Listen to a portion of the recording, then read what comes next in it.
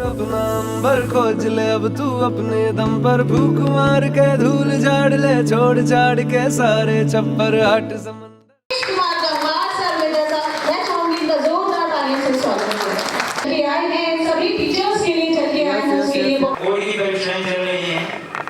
अपनी सतत दिनचर्या में से आप लोगों ने हमें ये सौभाग्य दिया कि हम आपके साथ विचारों का आदान प्रदान कर सकें। संस्कृत में कोटेशन है, गुणी गुणम वेत्ति वेत्ति नाम दुर्गुणों यने गुणों। जो गुणी व्यक्ति होता है वही दूसरे के गुण पहचानता है। जो व्यक्ति स्वयं निर्गुण होगा वो किसी के गुणों की पहचान नहीं कर सकता। आप एक स्टूडेंट की क्या कैपेसिटी है, कहाँ उसके लैक्स हैं, कहाँ उसकी कमजोरियां हैं, इसको आपसे ज्यादा बढ़िया दुनिया का कोई पैमाना नहीं नाप सकता। आपसे ज्यादा अच्छे और जल्दी उसकी कमियों को कोई भी दूर नहीं कर सकता।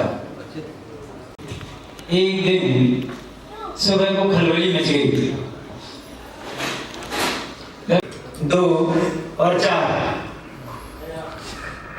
जब सुबह को देखा कि यूनिवर्सिटी में बकरियां हैं तो लोगों ने तलाशना शुरू किया। यार 3 बकरियां हैं, 3 बकरियां हैं, नंबर 1, 2 और 4। पूरा कैंपस लगा लिया, 3 नंबर वाली बकरी मिली। 3 नंबर वाली बकरी सब में कोई नहीं मिली। एक्चुअली 3 नंबर वाली बकरी थी ही नहीं। किसी बच्चे ने सराहत से बकरी के पेट पर लिखा 1, 2 और 4।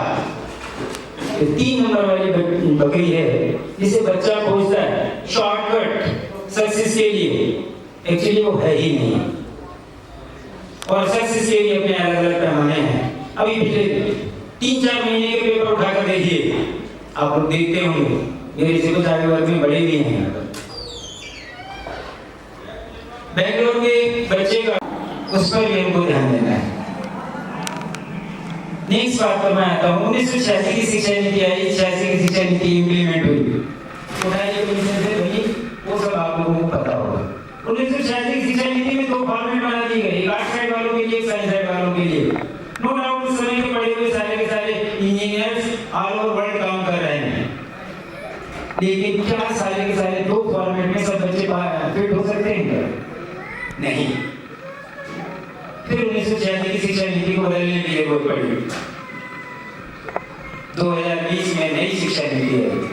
5 साल हो गए। यूपी की सेंट्रल यूनिवर्सिटी में अभी उस नई शिक्षा नीति को इम्प्लीमेंट नहीं कर पाए। अच्छाइयाँ क्या है नई शिक्षा नीति? अच्छाइयाँ ये है कि पहले अगर किसी ने 1 साल का बीएससी किया और वो क्विट कर गया तो उसका 1 साल का बीएससी की पढ़ाई बेकार है।